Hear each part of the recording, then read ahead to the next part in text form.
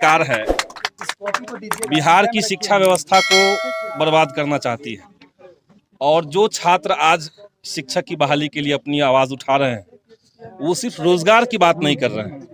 रोजगार तो उसमें मसला है ही, लेकिन उनका कंसर्न ये भी है कि बिहार में 1.5 साल तक स्कूल बंद रहे।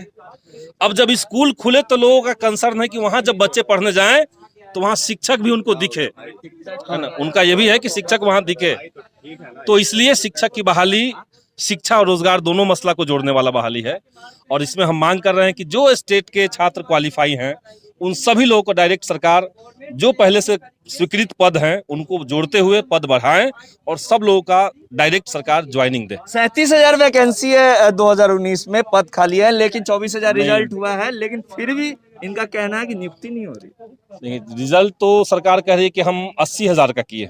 नहीं, 2019 का मैं बात कर रहा हूँ, 2019 का बात। मैं 19 का ही बात कर रहा हूँ। 12 मार्च को रिजल्ट आया, सरकार ने कहा 24,599 है। फिर 21 जून को लाया मेरिट का लिस्ट 24,598। एक व्यक्ति ऐसा होना चाहिए, सरकार के अगर तर्क से चलें तो सिर्फ एक व्यक्ति ऐसा होना चाहिए जो क्वालिफाई किया है लेकिन मेरिट में नहीं आया है। लेकिन यहाँ 70% लोग, 60% लोग ऐसे ही है, तो असल में बहुत बड़ा गड़बड़ी है। अब सरकार कह रही है कि नहीं हम कुछ और लिस्ट हमारे पास है।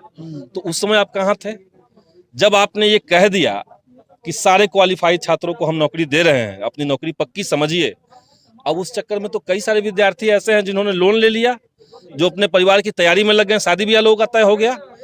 अब अचानक से आप कह रहे हैं कि नहीं वो बात नहीं ये बात, तो इतना छोटा चीज अगर आप हैंडल नहीं कर सकते, एक सिंपल बहाली आप हैंडल नहीं कर सकते, किस लिए सत्ता में बने हुए हैं? शिक्षा मंत्री क्यों शिक्षा मंत्री की कुर्सी पर बैठे हुए हैं?